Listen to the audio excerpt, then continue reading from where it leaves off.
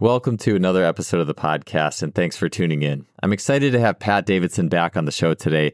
Pat is a leader in the world of fitness and human performance. He's the creator of the Rethinking the Big Patterns lecture series and has a diverse background in coaching as well as his own movement and training journey.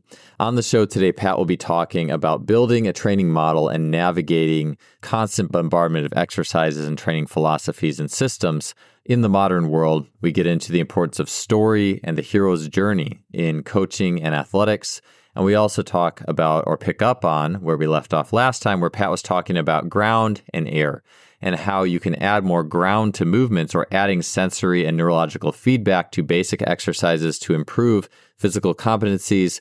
Pat is a deep thinker. He's entertaining, and I really enjoyed this conversation. Let's get to episode 427 here with Pat Davidson. Pat, it is fantastic to have you on the show. I'm really excited for our conversation today. I did want to ask you as a first question, you had said something about like that Turkish shooter, like it was kind of fun, like it was kind of cool, it was badass, but then like for the 80th meme you saw, it wasn't so badass anymore. I mean, what do you think about like a ratio of posts to like memes? Any appropriate ratio that you can think of? Yeah, I mean, and I'm not sure. And I think that was probably one of my least liked posts that I've ever had was just saying like, God damn it, like the fitness, we really killed the coolness of the Turkish pistol shooter, didn't we? Because like I literally saw, I was going through my Instagram scrolling and it was just like that dude, that dude, that dude. I must have seen him 15 times in one day on everyone's memes. And it was just like, well, everybody got the memo that they're supposed to throw this guy in there, but it's like, it's almost like listening to pop radio where they play the same 5 songs over and over and over all day, which is brutal. You know, I literally just experienced that in the car with my wife and son yesterday. We were driving out to go miniature golfing and I heard Shabuzi like 5 times yesterday. And I didn't know who he was, and now I know. But so it gets it in your head for sure. It drives it home. But I don't need to hear that song again. You know, it's like, is this? So I don't know if I'm the right person to ask about the like what's going to be successful for ratios, because I hate pop music radio stations, but they're pop for a reason because I guess the majority of people like them. And maybe they only tune in for such a small amount of time. Maybe I tune in longer than normal people do or whatever it is. But I hate repetition, and I hate like just, you know, feeling like something became the, you know, I don't know, the rallying cry of the sheep. It's like that to me is just like, I'm not that person. Like I'm very much on the other end. I'm going to do my own thing. Whatever it is that everybody else is doing, I'm taking a hard left and I'm going to go in completely the opposite direction. And, you know, so I think that just in general, like you can't stand out if you're doing what everybody else is doing. So if everybody else is making memes, you got to not make memes. And if everybody else is not making memes, then make memes. It's really all about like, I think you have to have a feel for the zeitgeist and a sense of the direction of the winds of the current moment, you know, like, but at the same time, if you are completely identical to the script, then you will get lost in the shuffle. So I do think it's very, you know, specific to what's happening, your level of awareness of what's happening, and your ability to slightly go off that trajectory. But I think that at the same time, you don't want to go so far off the trajectory that it's not even the same planet or is a different. It's got to be a twist on what's fun, you know, like that. Like riffing is kind of what it should be, and like a copycat isn't cool. Riffing off of something and making it a kind of a fun new version of like what's already happening is always what people are going to respond to, you know? So it's got to be unexpected, but it's got to have a taste of what's happening. Yeah. I think about even with stuff like that, like if you get the Turkish shooter or the Australian breakdancer in your meme and you're in your feed and you like it, it's like, more Turkish shooters, more break. It's like, but the radio didn't used to work like that, you know, and they would overplay songs back in like, you know, the 90s when I'm growing up and ride to school. Like you get the song it's just interesting how now it's like you get more of whatever it is that you like versus you have to patiently wait at least somewhat back in the day. Yeah, right. The exclusivity and supply and demand. Like if something is driven down your throat, I don't care if it's the best thing in the world, the thing you want more than anything else, you're not going to want it because it's not special anymore. Exclusivity and something being special and rare is what makes you want it. And it's a really hard lesson to learn in life. Like it's the poison is the dose, like the medicine or the poison is the dose. It's the same thing with a lot of topics. Yeah, I agree. I'm sure lots of inroads for training too. And variability and very, very similar. Or yep. I wonder too if, someone's tolerances for the same meme over and over again might represent their training response as well, in a way. Look, I mean, it is your nervous system when you really get down to it, like the preferences of your nervous system of what excites it versus what feels monotonous and disgusting to it, and then it's hard to know, like, if I want to create an adaptation, should I, make the nervous system crave more? Should it be like stand-up comedy, leave them wanting more, and then it's desiring it and it wants to go get it? Like, there's probably something to that because, dopamine from a neurochemistry standpoint is the most powerful, neurotransmitter as it relates to the movement system. And if you don't want something, there's no dopamine. You got to want it in order to go get it. Dopamine and movement seem to work on a combination of an unconscious and a conscious weighing of risk versus reward, and the more that the favor is toward reward, the greater the dopamine release to power the movement system for pursuing something. So it's tricky, it really is tricky. To me, it's like, I just get into it as like, it's all storytelling and narrative, and a great story can override so many things. But, I think that these things we always try to make these things as simple as we can for coaches. But the hard part about it is we're dealing with, biology, like in vivo biology, which the smartest people in the world have been trying to figure out since the beginning of our species. And it's not something it's not easy. It is not an easy thing to unpack and understand. And the more that you do it, we talked a little bit about that post I had about infinity. The more you begin to realize, like, oh no, every one of these topics becomes this deep dive into the abyss. And so you have to love the abyss, but you have to be able to step back from it at the same time. And we were talking for a while before we started recording, like, there's a time to learn and think and explore, and then there's a time to just go get it. Like one of my athletes, I loved what he said. There's a time to put on your coaching glasses and there's a time to put on your athlete glasses, and when you're putting on the athlete glasses, you don't think, you just attack, you go get it. And I think that applies to a lot of situations. You can't always be the nerd that's like overanalyzing, and sometimes you just got to like go by feel, take a step back, go completely by, I know I got to do these things, and boom, let's drive it and let's go with intuition. That's a dangerous thing to do if you haven't put in the thought, but if you've put in the thought, you've modeled things out, you're sophisticated. Probably now the best thing you can do is let your eyes glaze, see, look at the picture as if you're going to see the behind the picture image come through, and let that dictate your thoughts and actions. Yeah, something I had just I had open in one of my tabs recently. I was thinking about doing either a post on this at some point or just having it and making notes on it. But the hero's journey, so Joseph Campbell and the myth, and it's like you depart the regular world. You start out regular, just chilling, and then you have like the call to action or whatever, and refusal of the call, and then back. But then you enter the special world, and you usually have a guide and a helper, and it's like it is ubiquitous in so many movies like Star Wars and Harry Potter and whatnot. But it's almost like, then you return to the regular world with the medicine you have, and it's like I think some people just almost get stuck with the infinite, like you said, there's infinite rabbit holes you can go down in any of these like departures from regular training into some sort of side quest and into the quest.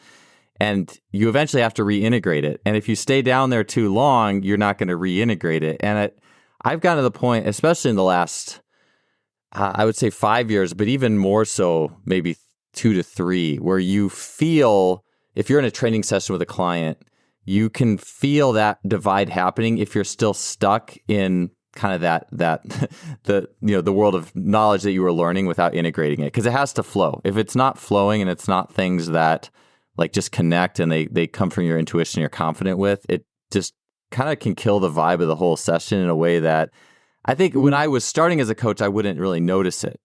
But the more you see that the psychological experience of the client, the athlete through the session, you're like, okay, and a lot of that comes from you go through all these systems and it's very easy to learn what's wrong with somebody.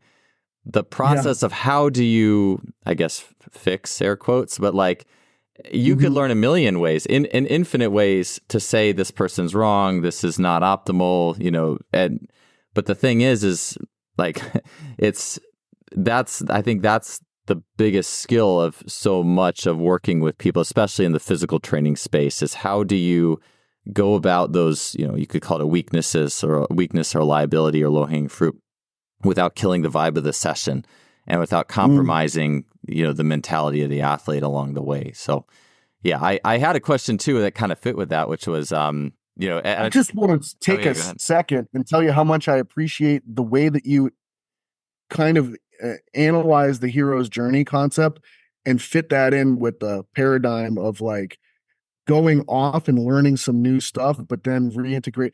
Because I get it, like I spent a significant amount of time studying the hero's journey stuff over the last year because I was going to teach this writing course for fitness professionals. And a big part of it was, how do you improve your storytelling ability? Okay. Yeah. And when you really get down to it, there's one consistent story that human beings love to hear, and it's the hero's journey, which is part of the bigger transformation story concept. And it's exactly like what you're talking about in terms of like introducing the character and then throwing the character into a new world where they have to learn specialized knowledge, skills, and ability, and ultimately kind of like reach this, critical down point moment, and then it's for sure over, and then they rise, they ascend, but it's that part of like coming back to the real world or the normalized world. That's the ascension. And the way that you kind of put it, like I've seen a lot of people that never made it back from the trip down to Hades, Yeah. They went down there, they liked it so much, they just like, hey, this is my new place.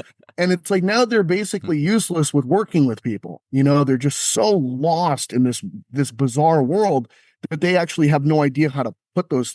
So that like, to me, like that made my whole week, probably, you know what I mean? That thought, because I love thoughts and concepts and stuff like that. And that just solidified something for me that like I didn't know had like a one little gear that needed to be put in place for like that big I get it moment. And so I really appreciate that, and I think that that's such an important lesson for people to hear and learn, because if you don't come back and like really figure out, hey, because it's like you go into this other strange vortex.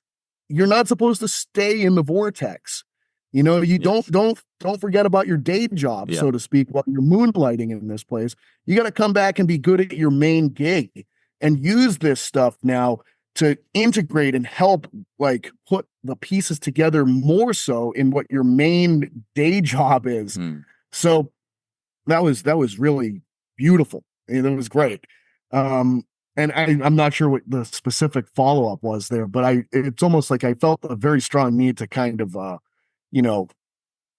just point out how significant that particular thought was to me. Yeah, I appreciate that. I mean, that was one of my own, I guess, my own journeys in those. And it's not, I think it's not, you don't just have one hero's journey. It keeps happening. And so, Better. yeah, yeah, hopefully, yeah, unless you get stuck in Hades, right?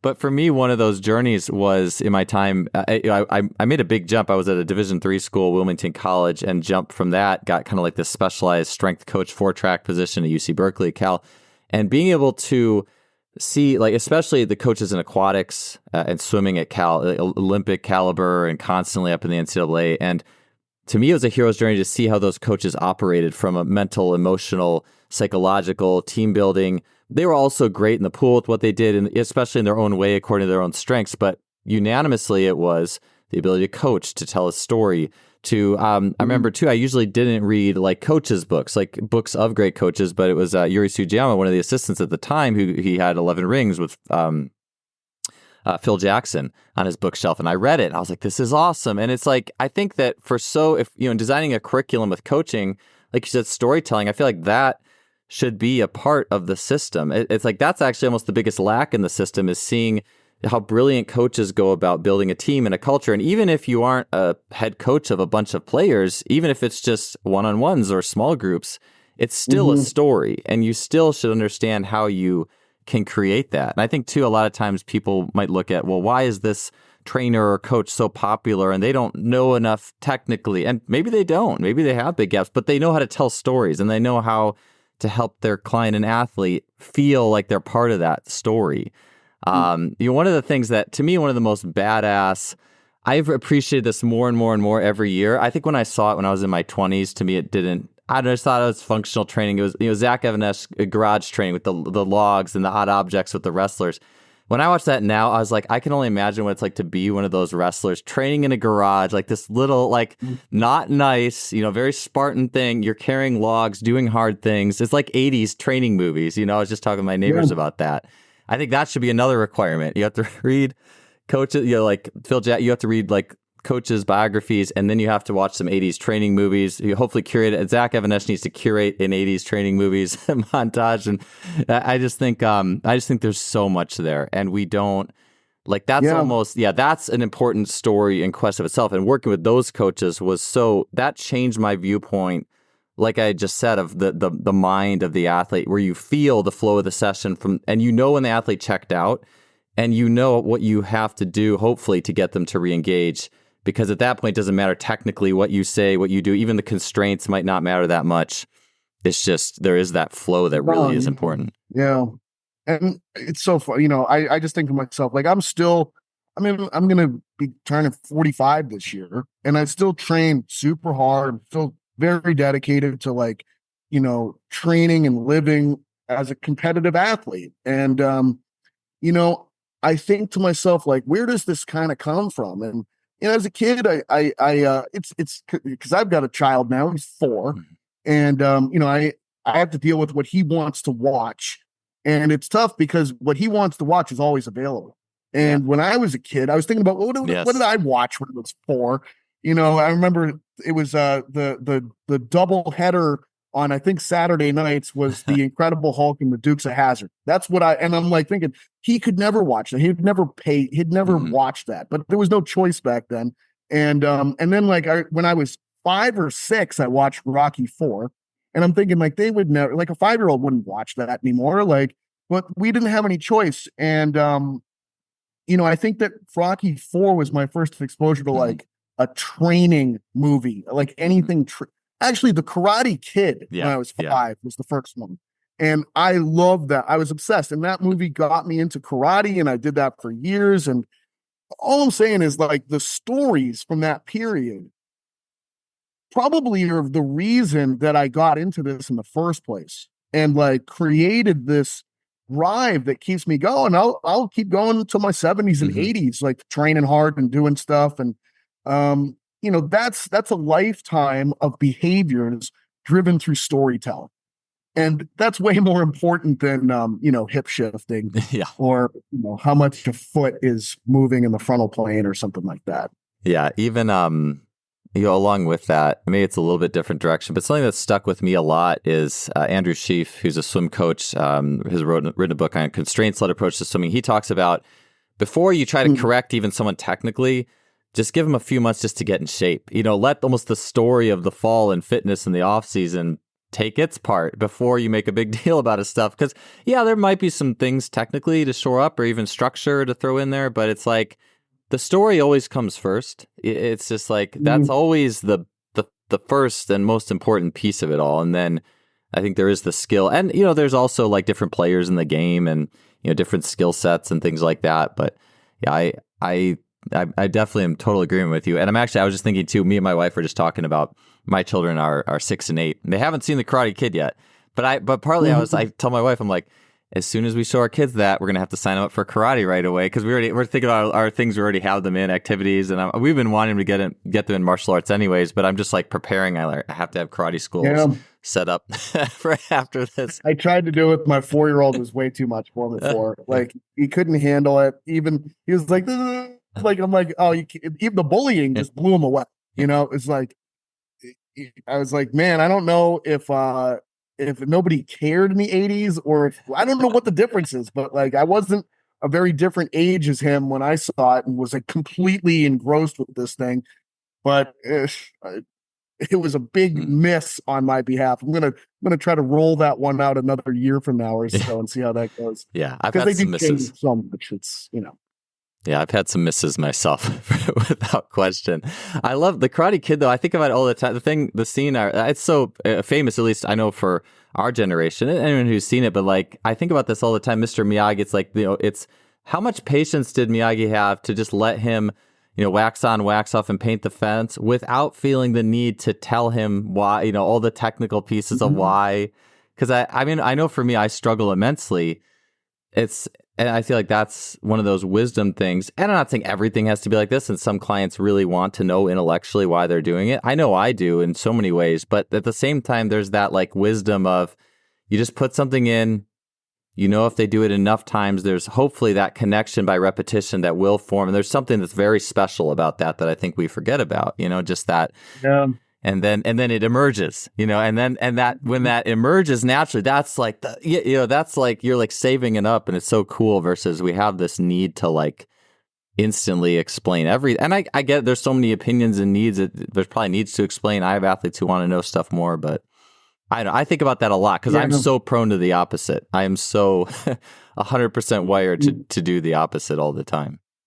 I think it just generally falls into the ego of the coach. When the ego overpowers the decision making, you give too much to the wrong person in a direction. It's like you just want to show them how valuable you are, how smart you are, how whatever, or your ego is the opposite. You're like, this person's not worth me, going in and explaining things for it. Like wherever the pull of the ego is going is like the wrong road, basically.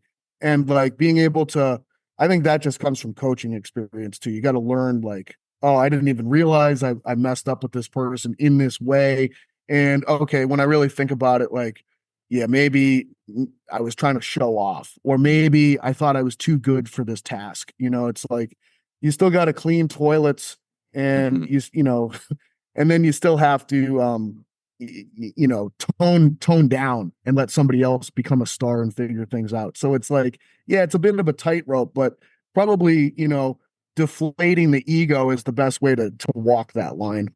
Yeah. Oh, for sure. That's the constant quest for me. I know I've taken so much validation. Even when I was little, I remember people knew me by the guy who would like read a book and recite facts about it or something like that. And so there's that piece that, and it's, I think that, in training like 20 somethings and 30 somethings who know me because of my work, and then they train with me, it's almost like, yeah, they want to know things. Or even college athletes, some of them don't care. Some, depends on the team. Some of them did.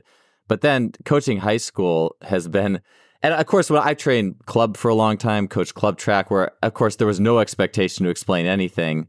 But then high school has been good because you have some athletes who do want to know like everything. But then you have some athletes who just do not care at all. And I have to accept that. And but then I have to in tandem find, all right, well, what's going to make a great training experience for this person without them caring what I have to say. And that's okay. So it's definitely been like continually expanding how I view that. And, again, how is the athlete experiencing it? I always want to explain. I will over explain. My default mode is over explain. Mine as well. Yeah.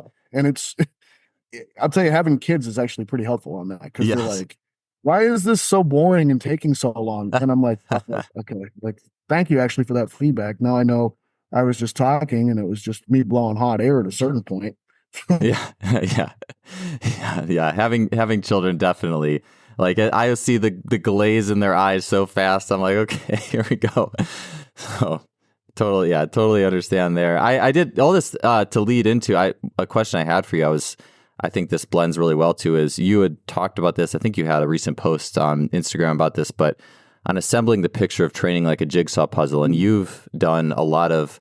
I think a lot of people, especially in like sports performance or personal training or strength and conditioning, a lot of times, it might be one or two movement practices. Maybe you played, basketball and like lifting weights, or you played football and like lifting weights. And I think it's, in some ways, it's almost, I view if it's a generalist thing, like the more pools you can draw from, like you learn something in all those, and you've done a lot of different movement practices. You talked about track, combat, endurance, and you've done strongman and all these things.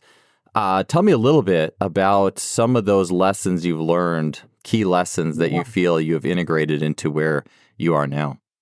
I think about it going all the way back to like, late middle school, early high school. And it really, for me, started with watching ESPN in the morning, and then the fitness shows would come on after. It was Sports Center until like 10 a.m. And then you get like the aerobic shows, the bodybuilding shows. And, I didn't have a remote control. I'm not going to get up and actually change the channel on the TV. So it would just kind of flow over into that stuff. But, I would actually start doing the workouts that I'd see on TV, and it was like step aerobics classes. And I think I would just rig up some stuff to make like a aerobic step and just put it like in the living room or something like that. It might have been like an ottoman or something, like a small footstool. And so like I remember the first one that would come on was the Bodies in Motion with Gilad in Hawaii. I don't know if you know that one or I've never remember him seen it. whatsoever. Sounds awesome, but it was like floor-based exercises for the most part, and sort of like a 90s kind of aerobics class, flat ground, maybe a step. So, it's like I think about it, it goes all the way back to that stuff. And pretty soon after that, I remember I worked with one guy as a personal trainer in high school. And like, he was the only person in the area where I lived that like did anything with that stuff. But after that, he gave me an idea of some of the stuff to do. And I would be out in the winter time in Massachusetts, like, and I would put weights in my book bag and a weight belt on and tie a coaxial TV cable. I went and got the 25-foot one, and I would drag it as like a sprinting sled out in the frozen field hockey field in the wintertime. And I would go to the softball field where they had like a concrete dugout and just throw the ball into that and field ground balls over and over and over again. Set up trash cans on the bases and throw it from the outfield into the trash cans at the different bases, because I saw that in the Tom Amansky videos that Fred McGriff was on in the 90s on ESPN. There were all these like baseball technique videos, like, and I remember in the commercial, I didn't have the actual VHS tape, but they would put trash cans on the bases and you could see them throwing them into the trash cans from the outfield. So I just, I've been that's what I was doing in high school. I trained by myself because nobody else trained in the 90s at that point. And so I've been immersed in it for a long time, and I've done everything from step aerobics in the 90s, and then kettlebells. I was very fortunate enough where my mixed martial arts coach was like best friends with one of the guys that brought Pavel to the United States. And this guy had been over in Russia and competing in kettlebell sport. And he came and like taught us in my MMA coach's basement kettlebell stuff for like a whole week. He just hung out and trained with us and taught us kettlebell stuff. And he gave us these Russian videos for their boxing training and some of their military training videos. So we hung ropes up in the backyard and we're doing these double rope climbs and like upside down rope climbs. And it was like, it was a cool form of training like back then. And we're doing all kinds of calisthenic stuff, like wall walk back bends and neck bridges, the whole sort of a thing. So it's just gone in so many directions, where it's been eh, getting into training, like following Derek Hanson's programming for track development, getting a pair of spikes and really like pushing the envelope in that area volume wise, seeing what I could tolerate. Competing in weightlifting at a certain point, competing in strongman, now competing in bodybuilding. It's been a really big, nice full gamut. And it's hard to even, and of course, like going down the movement rabbit holes with, hurting myself way back when, and like not being able to be helped by PTs, and sort of starting with like Mike Boyle and Gray Cook and getting into the check stuff and getting into the PRI stuff, and becoming friends with Bill and going deep down into Bill's world. And it's I guess that, like, when I really think about like the biggest overall stuff, it's like that. I think that great coaches generally are able to simplify things for you in ways that other coaches can't. Like, that's the common denominator I've seen, like, where they'll know the technique of a specific area very, very well, and they'll see what you're doing that's your biggest limitation. They'll go in, they'll change something pretty simple, and it just opens the movement up for you. Whereas before, someone was like, oh, well, you need to stretch this thing, that thing, the other thing. You got to do these 10 drills so that you can do this one drill. And they're like, no, just turn your hand this way. And you're like, oh, boom. Like, now I can just actually do the thing to some level of what I can.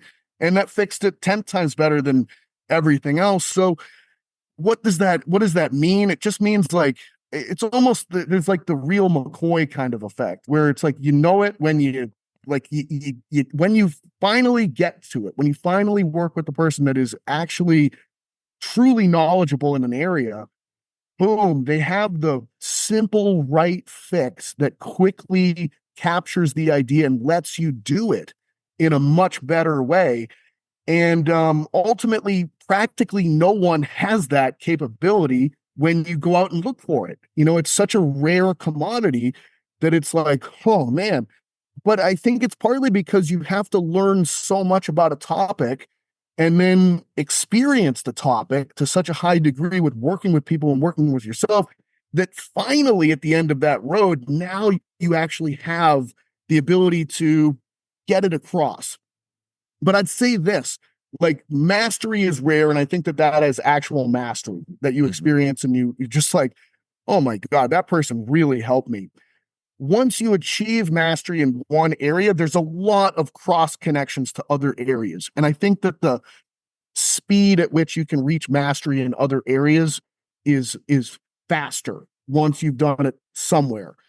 And you're able to just sort of, I think your ability to buffer out people that don't have mastery and find those that do have mastery in these different areas is better as well. It's almost like you have a better feel for, like, who the real deal people are in an area, and the antennae go off when you kind of are sensing that you're spotting a phony. Today's podcast is sponsored by the Athletic Development Games educational program. This program includes a video library of fun and engaging games aimed at kids ages 4 to 10 years old. In the program, you'll find activities for speed, coordination, jumping, and more, with new videos added each month. The games are fun, engaging, and they also invoke the imagination. It's given me great ideas already for my youth sports teams, as well as plenty of games to play with my own children. To sign up for the course, you can head to athleticdevelopmentgames.com/app, and you can use the coupon code JUSTFLY, that's JUSTFLY with all caps, at checkout for an exclusive 50% off. Today's podcast is sponsored by Gym Studio. Gym Studio is a frictionless gym and studio management software. It can effortlessly manage memberships, schedule classes, track attendance, and even automate billing. To check out what Gym Studio can do for you, head to gymstudio.com and set up your free 14-day trial in less than 5 minutes. Yeah, I think it's interesting, like alongside that hero's journey, I think it's very easy to, you go to a seminar or you take a course and you get some extras. I see this happen a lot is you go to FRC, okay, everyone's doing, the cars or whatever. And that happens for a few months and then, maybe it stays, maybe it doesn't. Or you go to PRI and you got people doing, 90-90 wall drills and breathing drills.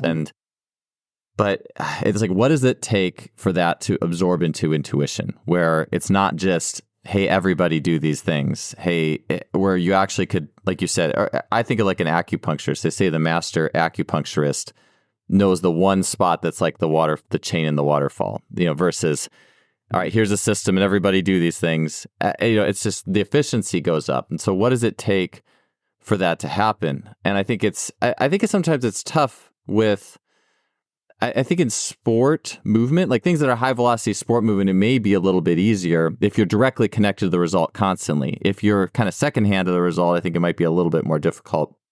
I don't know. I don't want to get too carried away with that, but I think about that a lot sometimes. I know. Yeah, go ahead. Yeah, go ahead. And I think that this is literally why I created the model that I did. Yeah. Because I wanted to build a model that would actually create a thought process that could be applied to every situation, where you could know where to start from your analysis perspective. And that to me was what I really felt the need was for. And my thoughts on this really started with, like, I think probably the first place was reading Noah Yuval Harari's books, and particularly his second book, Homo Deus, where he really gets into the idea of algorithms just being the next step of like human evolution in some ways, like that you cannot your singular brain cannot compute with essentially like multiple brains building an algorithm that then starts making its own decisions, and that's like AI, basically the start of AI. And but even like I think Mike Israetel did an amazing job with creating like his hypertrophy algorithm. Like it's always going to be based on if this then that logic, and just building a tree of if this then that. Like you need a starting place, a starting assumption that you begin all of your decision making from.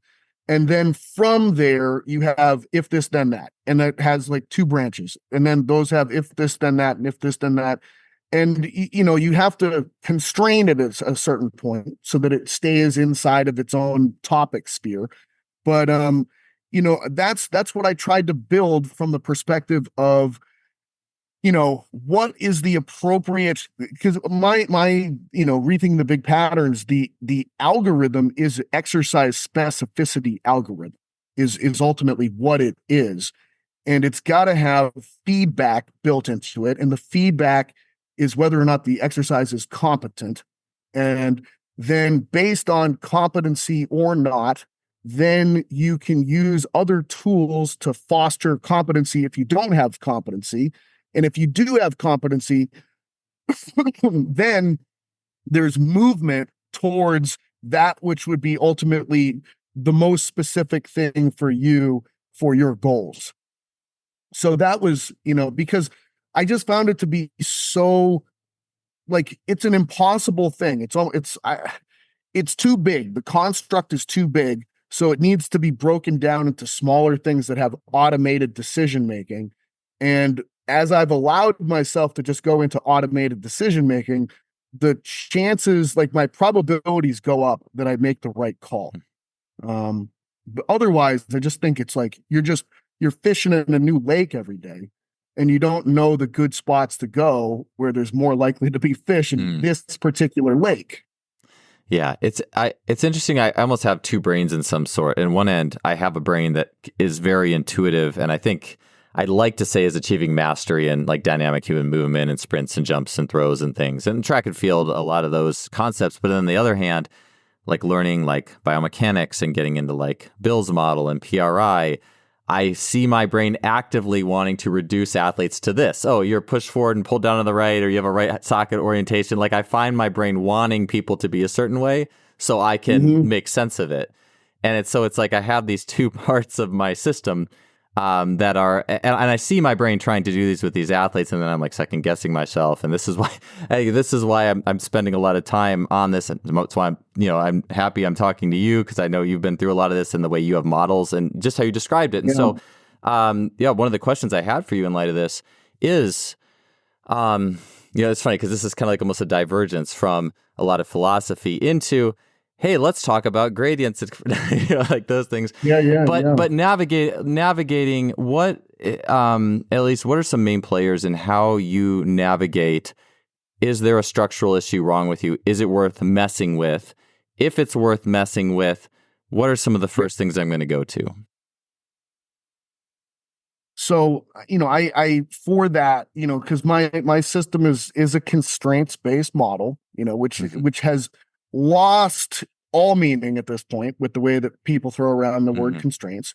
But from the Glazier 2017 paper of individual constraints, task constraints, and environmental constraints, when I hear the question you brought up, that is squarely in the middle of individual constraints.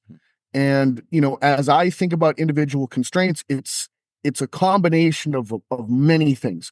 There's overall skeletal shape, okay, and that is broken down into the ratios of the axial skeleton inside of itself. So sort of like clavicular width to pelvic width. Do we have wide clavicles, narrow, superior ilium? Do we have wide? Do we have, narrow, wide? Do we have narrow? So those are things that are constraints that I cannot change, unchangeable points right there. And they're very important things. Like they're going to set you up for where you're going to find success with the kinds of movements. Are you going to be reactive and vertical and explosive? Are you going to be able to rotate? Are you going to be an endurance machine? Are you going to be a Mack truck? Those are powerful components of that. From there, it's like, what are the anthropometric ratios that you feature?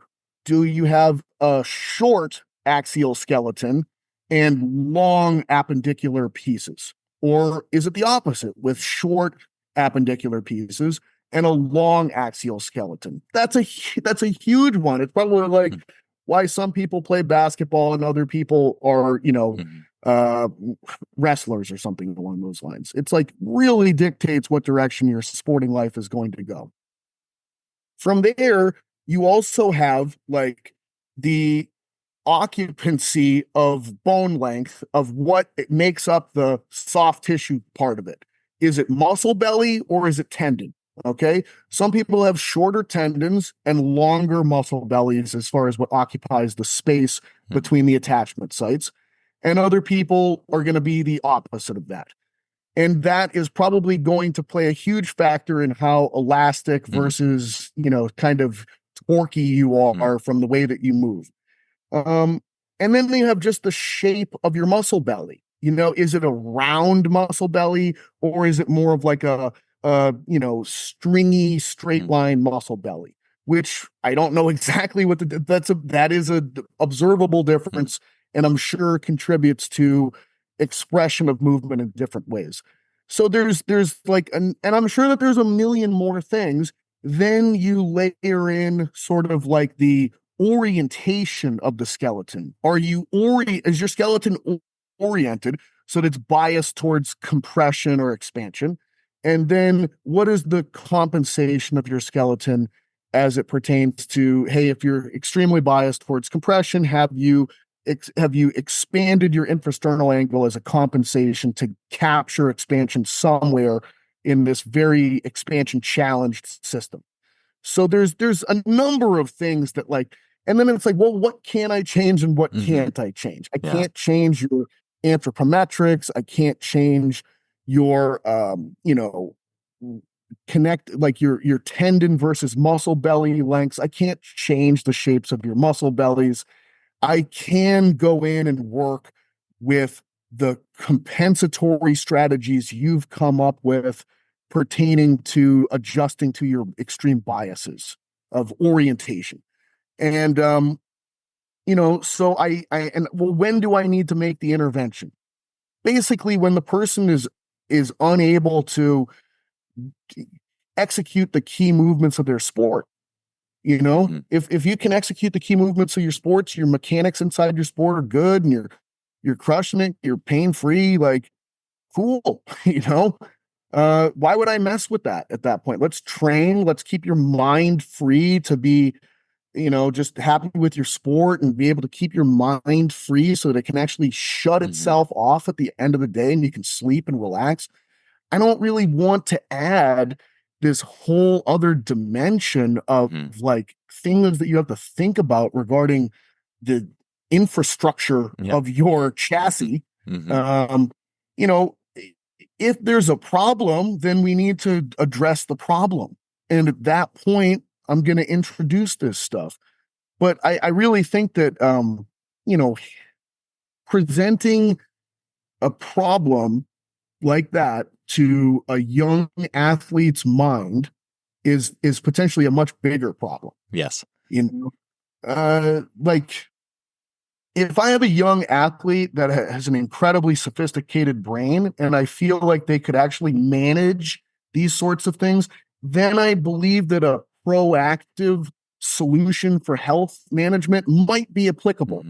But I don't trust most young athletes' brains to be able to weigh the concepts well enough to where they're probably going to go, if they have one brain, they're going to ignore it, not understand it altogether, but be pissed that I brought it up. In another circumstance, they might be too neurotic and they might go down into this journey and get lost in it, like we talked about with coaches. It would take someone pretty damn special cognitively. Like I'm thinking, the more that you hear about Kobe Bryant and the way he wanted to understand everything, but his ability to understand it, but not panic to it. You'd have to have a Kobe Bryant-like athlete's brain to where it's like, this dude's going to be pissed at me if I don't tell him everything involved. Okay. He's going to want to know all the concepts, but he's wise enough to know to not dive into it and need it and become dependent on it and think that it makes all the difference to everything.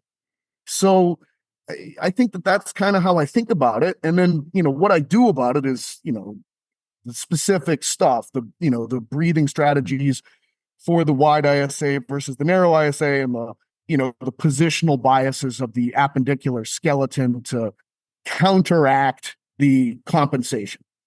Yeah. I think that's, to me, I think about it's almost like, what are the heuristics or the shortcuts you use, especially even, and like you said, it's not just wide and narrow. It's like there's a wide, and I think about too, like, it's funny to think about like a narrow, like a baseball pitcher who's like real narrow ribcage, spinny. That person's probably not going to do great in strongman or powerlifting. At the same time, take a power lifter, they're never going to be a good figure skater. Can you imagine trying to go up into that helix, or high jumper, where you have to take things up vertically into a helix? And one thing I just thought was so cool in terms of like a thought process on at least even exercise selection and even stuff you could do on the track, like bounding applications would be, it was a Bill video on the helical angle. The body. And you're taking Alex Effer's course, you talked about like the helical pieces. And so you see it enough times, I'm like, oh yeah, this makes good sense. And I even remember, I think it was your book, you had talked about struggling with vertical pressing and things like that. And instantly I'm thinking to myself, like I'm a narrow, I'm probably a narrower, not like crazy, but I was always so much better at vertical pressing than I was bench pressing by a insane margin.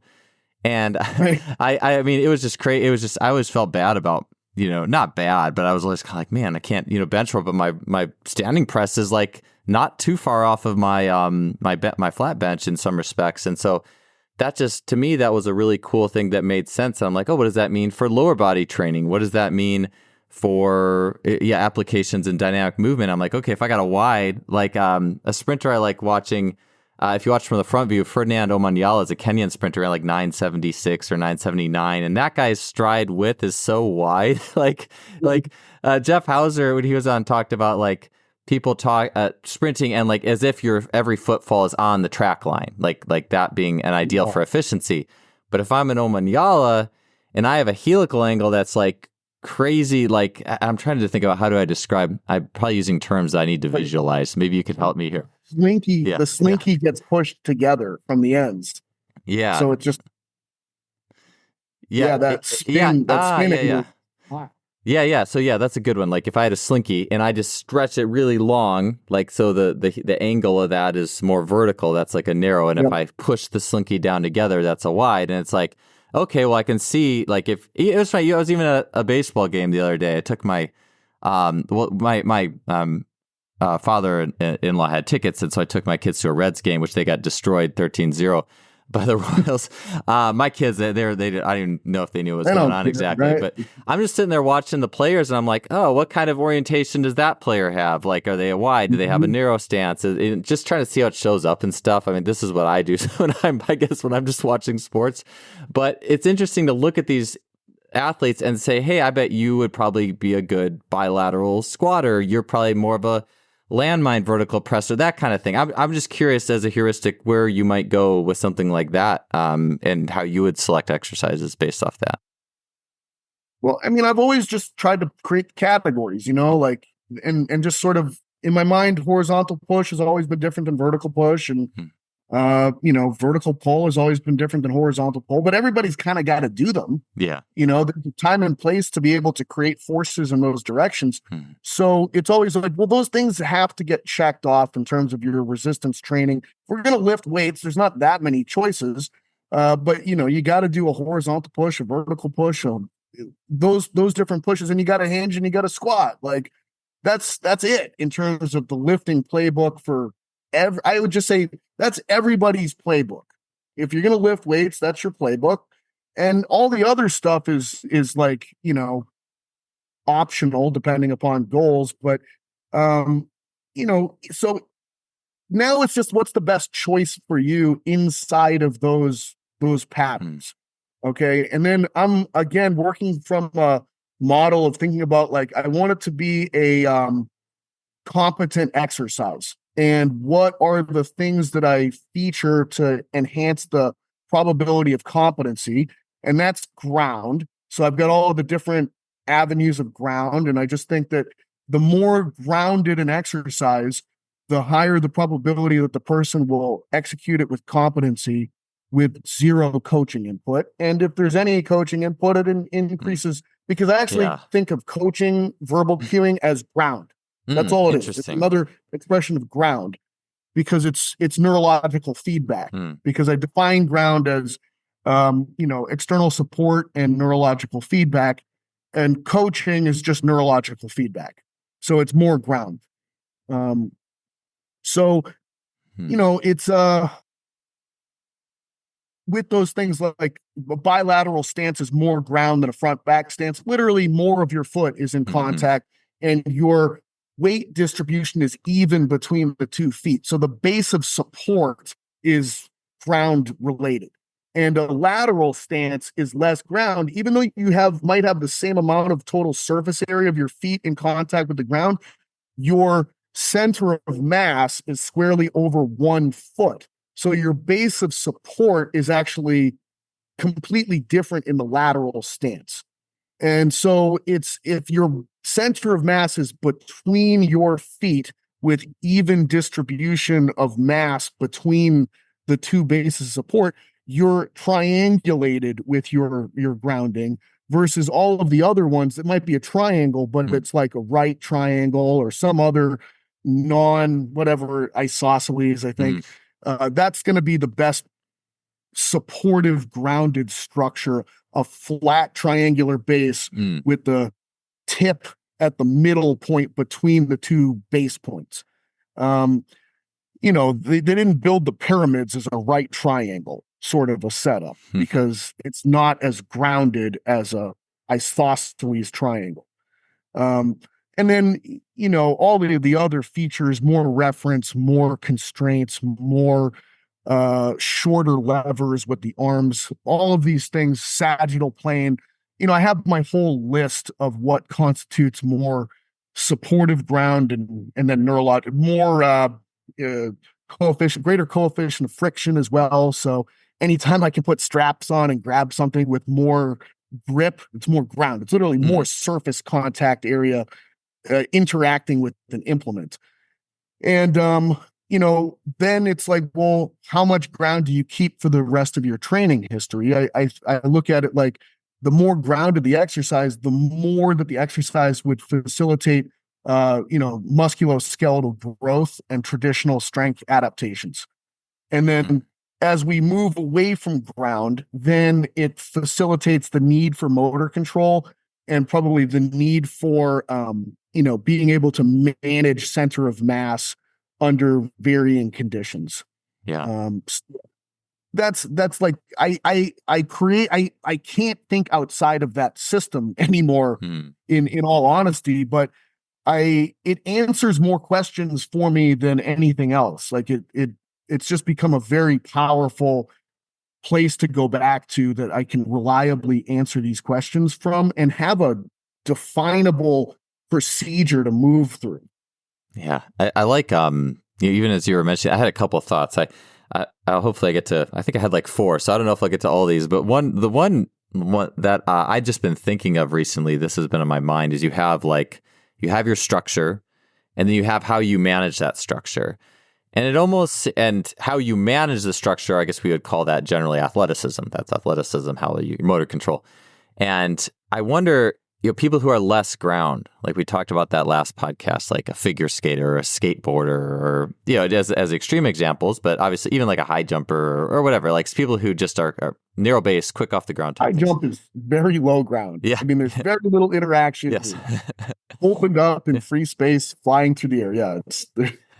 Yeah. I wonder if it's chicken or the egg a little bit, but I wonder if maybe growing up, a lack of ground, you have to get better at the air. I mean, obviously there is you should do gymnastics and tumbling and playing on the playground and all these things. But I also wonder too, if you're just that person who never had the stability to begin with, that someone who's more of a wide and is more grounded, you just adapted to that ability better. I just have a feeling that it's a bit of a natural selection thing.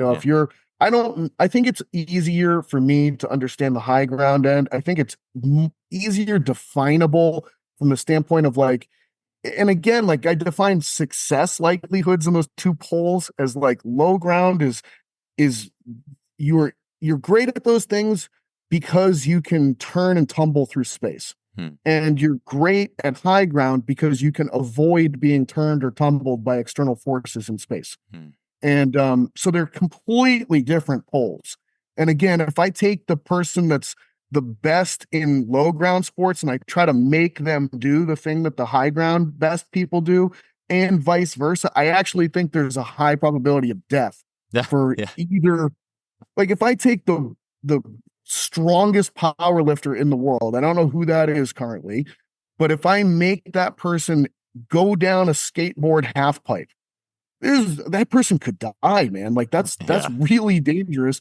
And if I take the gold medalist from skateboard half pipe and I make them get under the bar of the world's strongest power lifter, they're probably something serious is gonna happen. They're gonna get crushed. They're potentially gonna die. So it's they're such opposite things, and it's kind of well, who's a better athlete? That's not even the question. It's just they're so suited for different things. The task differences allow the emergence of a new human who's the best at this particular thing.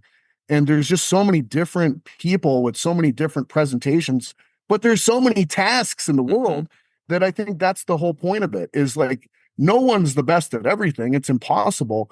If we changed basketball so that the hoop was, 6 feet off the ground and the ball weighed 150 pounds, it would be a completely different athlete that would emerge as who's the best. It would not be the same sport. It would not be the same athletes that would dominate in the sport. Yeah, it reminds me of Jeremy Frisch's tackle basketball. I always try to throw that example whenever I can get a chance. Is tackle. There is some I think it's Eastern European or Russian. It's wrestling basketball. I've seen a few videos where it's it's horrifying. Yeah, it's you just have to take your shirt off before you get to slam somebody. That announces that you're going to commit a violent act. but you can sneak up behind somebody, take your shirt off, and then suplex them. I just wonder if you had those athletes even just sprint. I feel like they would run in a very kind of like half terrified, very like stable, they don't want to, it's like you always got to be ready to be tackled basically at any moment in wrestling in some ways versus. The example I give on sprinting though is I always say like, okay, in scenario 1, we have the 100 meters and it's with Mondo surface track, brand new, and there's blocks and there's spikes. And in scenario 2, it's in a swamp. Who's going, like, I don't know who the best 100-meter swamp sprinter in the world is, but I bet it's a different person. Yeah. Yeah, they should have that, or like 40-yard dash through the swamp or something. That would be pretty amazing. But again, it's just like task. It's the task constraints. It's all part of the constraints model, and just understanding that that is an environmental constraint change. We change the environment, and as a result, now a different individual constraint is going to present itself as best fitting that environment. And I think that's the beauty of the model. And we just don't know what that's going to be. You could almost think, at the Olympics, whoever wins the discus could probably be the same person that win the javelin. And it's like, no, it's not the case, man. It's different. Like, I think Michael Phelps is an interesting person to analyze because he won in so many different swimming events. But generally speaking, that doesn't happen. Like, if you win the backstroke, you're probably not going to win the butterfly. You're probably not going to win the freestyle, blah, blah, blah.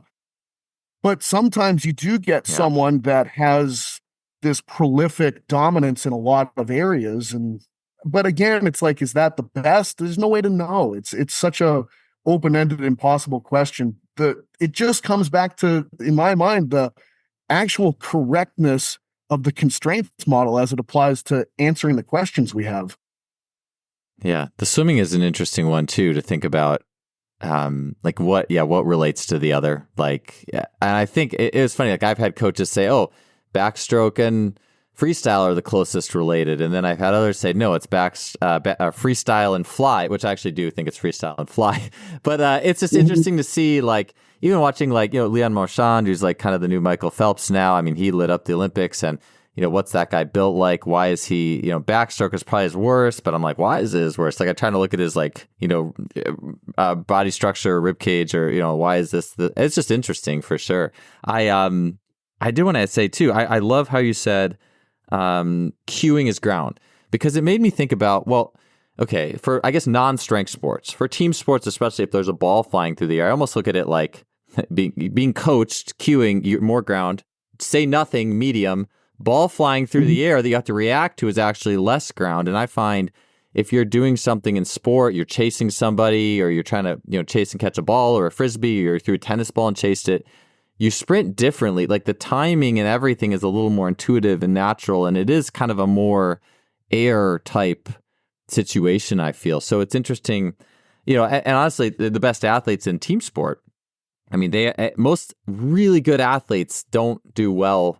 I mean, no one really does well with internal cues, but really good athletes do the worst with that stuff. Yeah. Like, it's like, that's right. So against their wiring. And so it's interesting to think about that. And like you said, the neurological feedback, I almost feel like too, it almost cueing almost introduces more muscles on that don't need to be on. So it's kind of like maybe that pulls you down in a way. Like, I don't know. But I totally agree. I think it's an interesting way of going into that.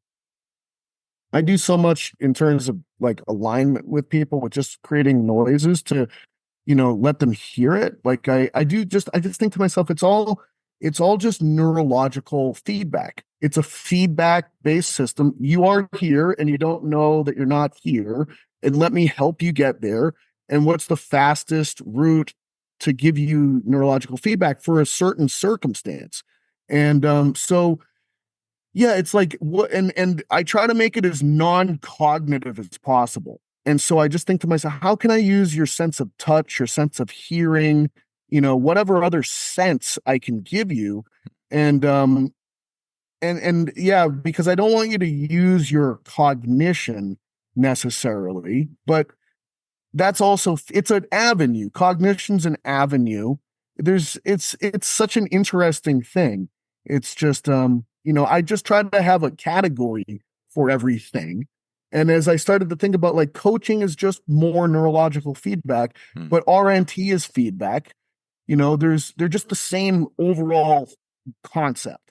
And when you know where a thing fits, it's easier to know what to do with the thing, in my opinion. Yeah. Yeah. With having the categories and that system laid out. One thing, with what you said, going back to like the wide base and more ground, is I was thinking about, and I was wondering why this might be, but like when I started deadlifting, I bought this program. It's called like the Science of Jumping, and it was all like plyometrics and depth jumps. And it said the best, in this person's opinion, who, was probably someone suited for pulling, said the deadlift is the best for training jumping because it's the ultimate yank. It's a pull. I understand being pulling. So I'm like, all right, I got a deadlift. I as a narrow, no one ever had taught me to squat, so I never could figure it out. So I just deadlift. But feet straight together, conventional, never felt good to me. And as soon as I went wide into sumo, like, again, no coach, me in my basement trying to figure it out. I was like, this feels good. Yeah. I can work with this. This feels fantastic. And actually, funny enough, getting better and eventually just adding plates to the sumo over months and months. Then I eventually went back to conventional. I'm like, then it was fine. But I also wonder if that had something to do with me as a neuro ISA, counternutated pelvis, probably not great at opening up space, maybe in the posterior pelvic wall or something. Maybe there was some of that too, probably, that maybe a sumo held. I don't know. I mean, a sumo is generally more vertical. Conventional is more of a hinge. Like if you look at where people's hips are in sumo, they're almost going up and down. Yeah, it's like a squat almost. The femur is more abducted and flexed if you kind of just look at it as a starting. So it would definitely be something that I think is more in line with an expansion concept, as opposed to a more of a conventional, pure hinge, pelvis sitting posteriorly through space, kind of a presentation. Yeah. I think with all that, the rotation, especially being a beginner too, like the sumo is a shorter, simpler range than the conventional as well. So it's like, if I didn't have the space in the pelvis, and then, just getting a wider stance as well. Maybe it's multifactorial, but for me, that was always, it still feels good. Honestly, I mean, I don't use like the straight bar power lifts as much as I used to, but I remember there was one day in the winter, I just did like a repetition without repetition sumo, just changing grips every time. I was like, man, this stuff feels really good for me for some reason. I don't know why I like this so much, but it's always just felt real natural for me. So I did want to, along with like the first principles and the biomechanical complexity, and this was something Rick Franzball had talked about this. I think he had mentioned Bill Hartman talks about like kind of like hitting a home run where it's like, here's an intervention and it probably covers like a lot of bases, and you hope if it works, you're a genius, it's like, and it's almost like the more general, it would probably be things that trainers and coaches would apply regularly as a general intervention, and like even like crawling or lizard crawl, or I remember this very clearly when I was at your seminar, as you had talked about just having clients do like Jacob's ladder, like things that are simple, very simple, and hopefully in that very simple intervention you can capture the things you need to without saying anything, hopefully without introducing the cues. And I would be curious, what are some of those like home runs or like a salt bike or anything like that? Do you have a category of some of those concepts that you like? Yeah, and like I guess like overall, I've the more ground in the exercise, the more likely the person is just going to nail it and hit the targets. And I think about Jacob's ladder, for instance, and it's more grounded. It's plain and simple. It's you've got hands contacting dowels, you've got feet contacting dowels. There's a belt around your waist that is tethered to the thing. The machine is on tracks that are only going in a motion. So there's just, it's a very highly grounded form of locomotion. It's easier to manage gravity in it because you're not fully upright bipedal, and you're also not fully quadrupedal like horizontal with the ground. It's sort of like this sweet spot of 45, because an adult, it's way too heavy to crawl. That's like way too much body mass and organ mass and other stuff to manage. So you don't have to worry about your guts falling to the ground. But you also don't have to, maintain vertical integrity against gravity. So it's like somehow that 45 is like perfect sweet spot.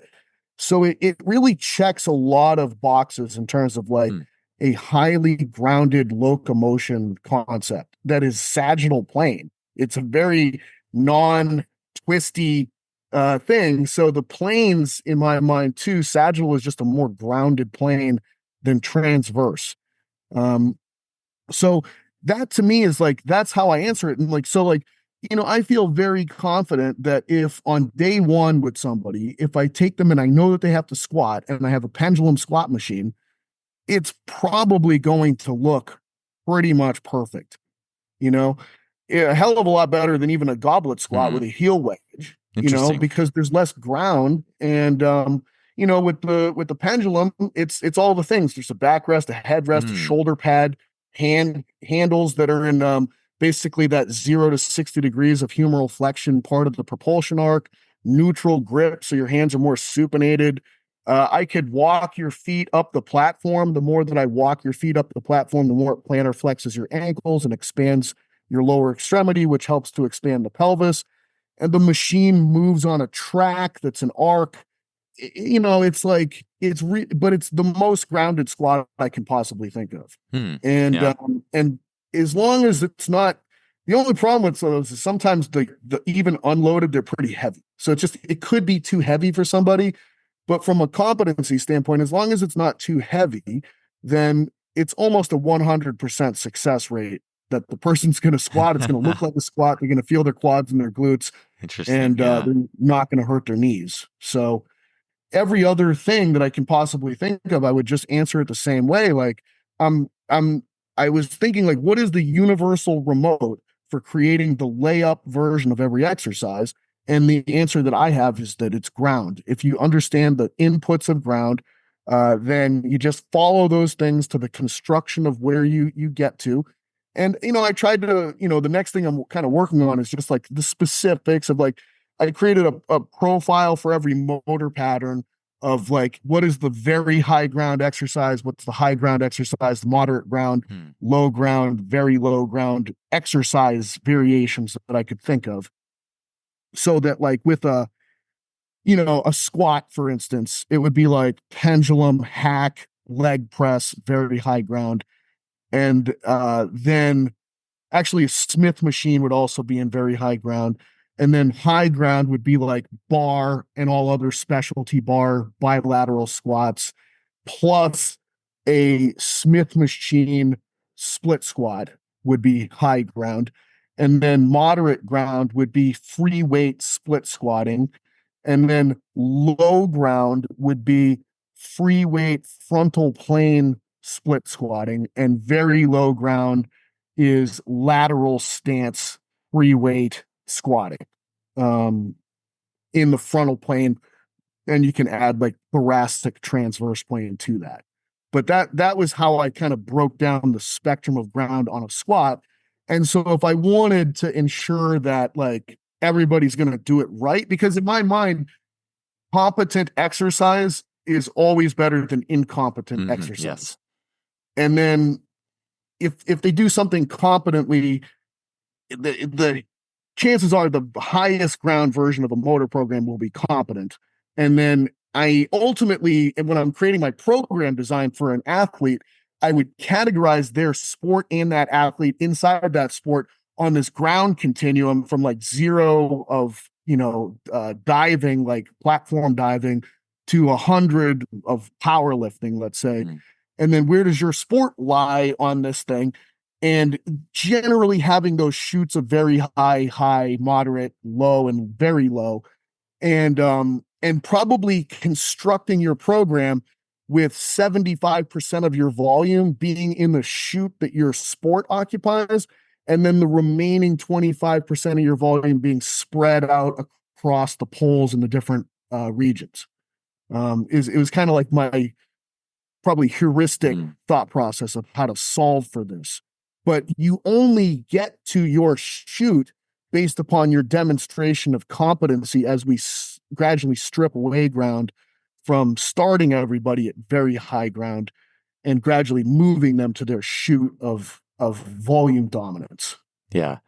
I like even thinking about something like a parallel back squat. Super simple, but how many athletes and clients get thrown into that, relatively higher ground than like a pendulum squat, or even a Kaiser squat. Maybe you're making me think of the Kaiser squat jumpers. Like, oh yeah, that definitely fits in there too. A very high ground. Yeah, exactly. And I think it's such a cool. I mean, I always felt like it's interesting to think about that. I always felt like the Kaiser squat jumper numbers for athletes was a lot more valuable than their squat max going up, because it's a more grounded version. It's a half squat explosive. It's a more grounded version of their sport movement versus a parallel squat might be them just like trying to expand spaces that they're not ready to expand, if they don't have good competency. And like, just because your max went up might not mean that you became more athletic. And, I think about, even like stuff where if you don't have those machines, like I guess like a wall sit, like squeezing a roller between your knees or something, or like something like that. Like it's interesting to think about, or even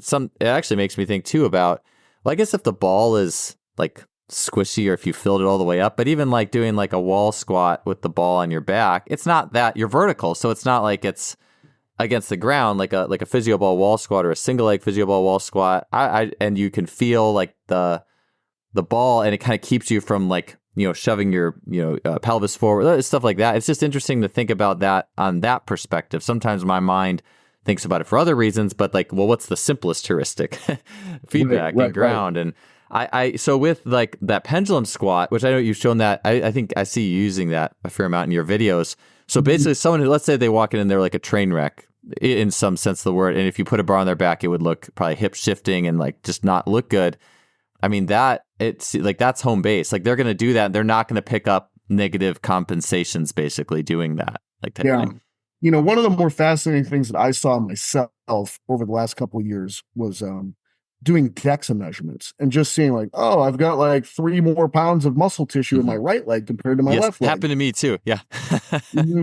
And, everybody being like, well, you need to do more unilateral exercise. But I hired a coach for bodybuilding.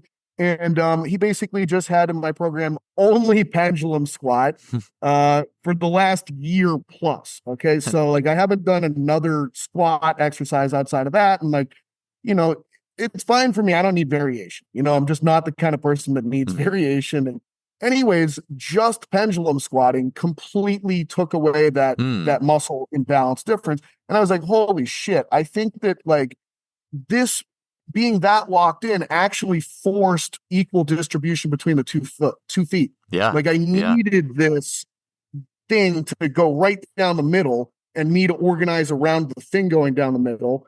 And I'm probably pushing equally with my left and my right feet versus even a barbell. I'll shift too much to the right, so that rocked my brain where I was like, but the numbers, they don't really lie.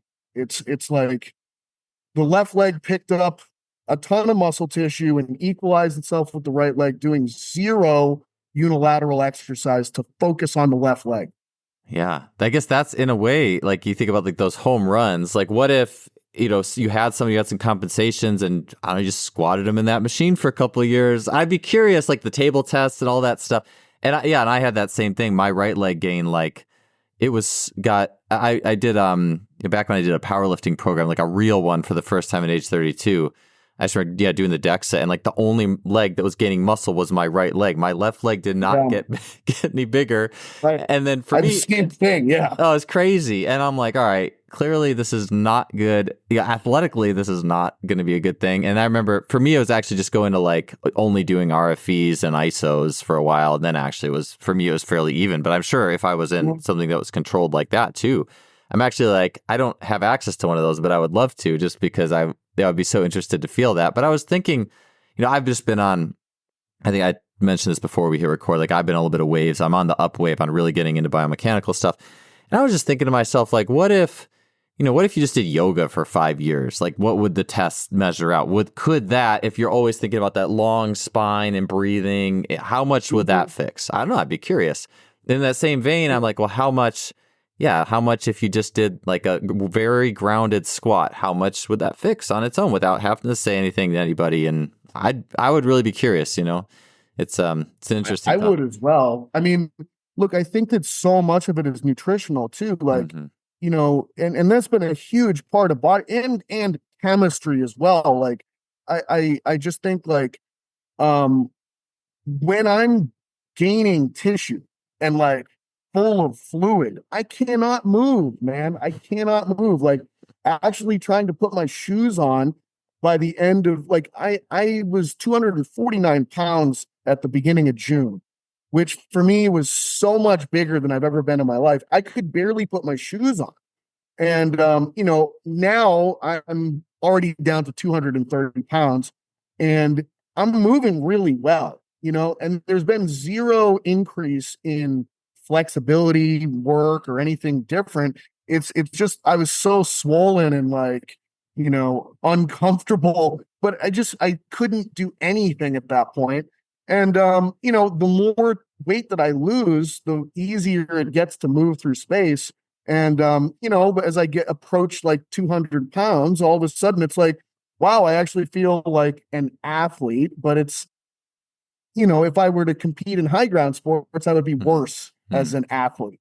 So it's always like, it's so task dependent and needs dependent.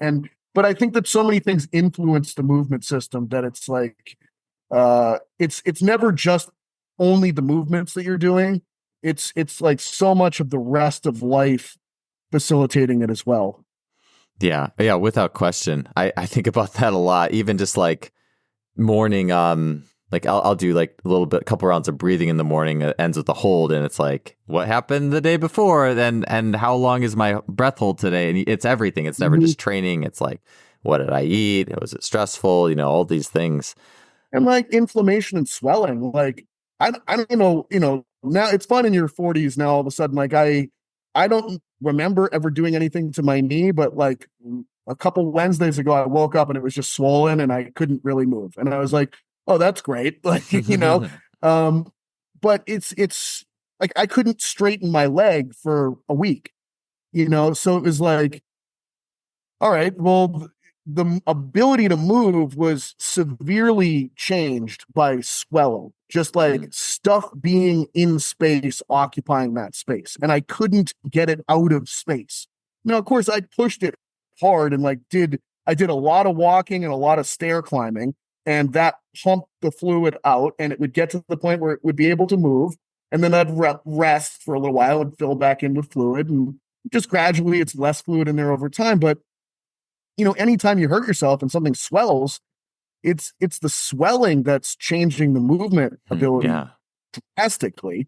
And you're always inflamed to some degree. Like if you had zero system inflammation, I think you'd be dead. But how inflamed is your system on any given day, and how inflamed is a region on any given day? And that's going to dramatically change what your movement expression is. Yeah, I like that. It's interesting to think too, like think of the body as a pressure system or series of pressure systems, and something swells up, you just change the pressure system and gradient in that limb. Quick question. So last question here, and I wrote this actually because I think I didn't necessarily miss it, but I did want to ask you this.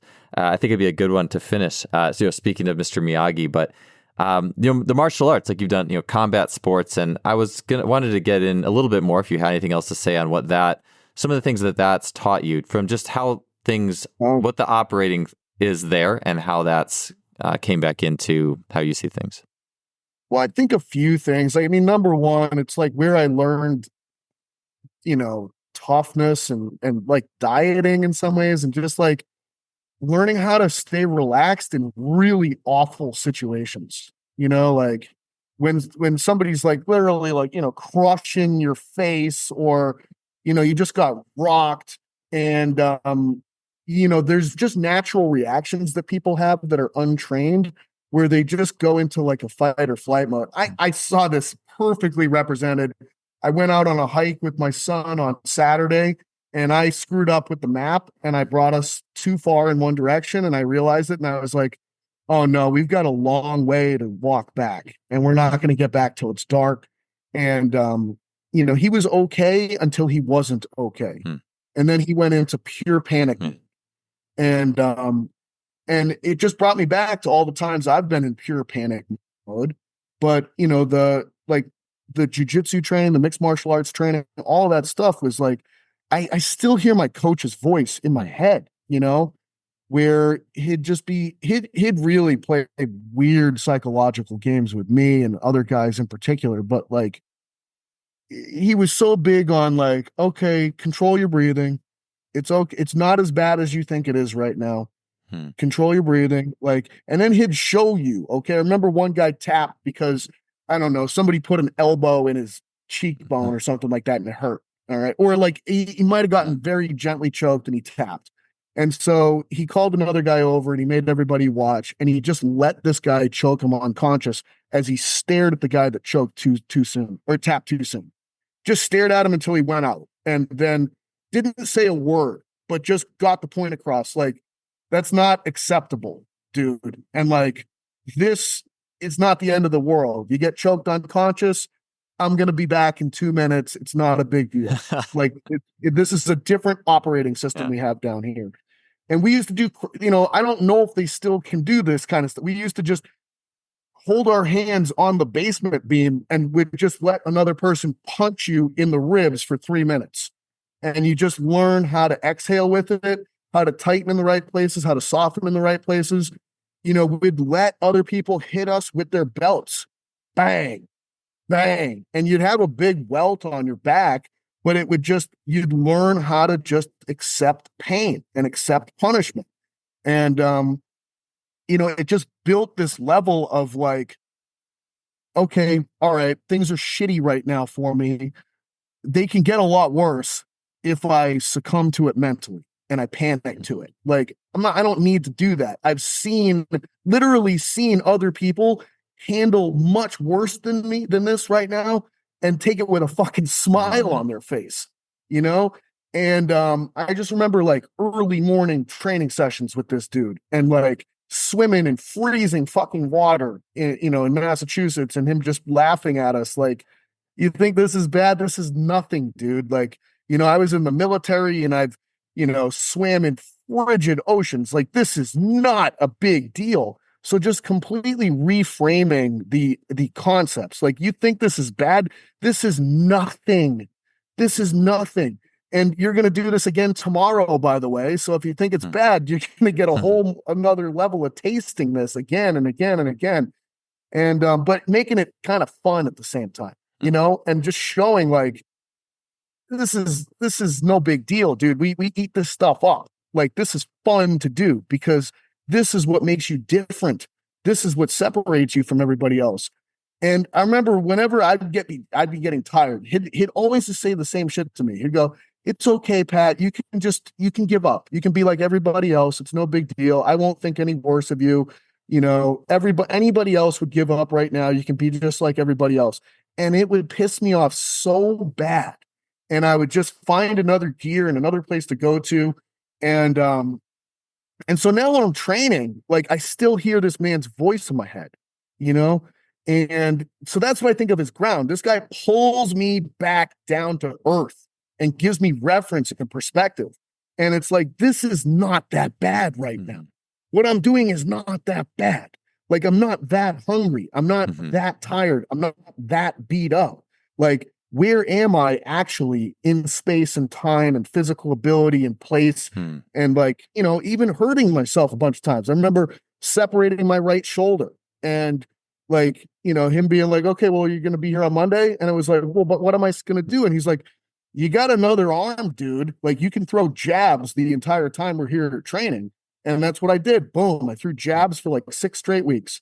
And by the end of those 6 weeks, I had a hell of a jab. And so I just think that there's like those lessons. I just feel like I can overcome practically anything, and like this isn't that bad. Nothing's that bad. If you've got a breath left, you've got a place you can operate from. You can take one more step. You can always take one. If you don't give up and you just bring yourself back down to earth, you flew away somewhere, you got panicky, recognize that you're out there, bring yourself right back down to earth, understand that it's not as bad as you think it is. You're in a time and a place. There is a right next move to make. What is it? You can't find it unless you're kind of centered and you have some composure. Find your breath, find your position, find yourself, and then make the next right move. And I just think that's so applicable to anything. And with all the biomechanics stuff, that's like, it's a hard world. It's not easy. And if you have goals, you're going to have to do really hard shit to realize those goals. And if you panic and give up, then nothing good is going to come from that. It's not going to happen. But you're not going to win every day either. Like, there's other people out there who are bad motherfuckers, and they're operating the same way. And so the beauty of it is to just be your best with the best and rise together as the tide. So that's what those are the sorts of things that I took away from that experience. Yeah. I remember reading, I think it was in the Rethinking the Big Patterns. It was like a preprint book or manual you had sent to me, and you had talked about like your overhead press and just how consistent and dedicated you were to all the ways you could do to fix that overhead press. It was like hours a day, an hour of dedication.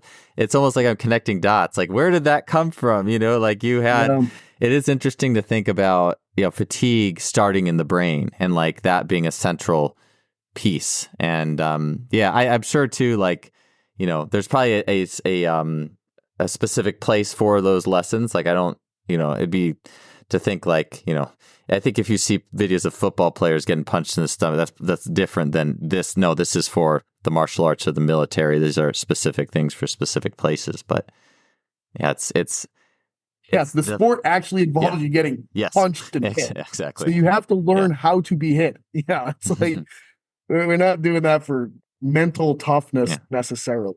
Yeah. Contrast that to you had said something about you did step aerobics. How big of a contrast? Is there a video of you doing step aerobics somewhere? No, I mean, that would have been like 93, man. Like that, thank God there were no cameras when I was 13 years old. I feel bad for these kids nowadays. Yeah, seriously, your whole life, man. So, well, hey, Pat, it was fantastic talking to you. I'm glad we could catch up. Thank you for being on the show here again. Of course, man. Anytime. It was a pleasure.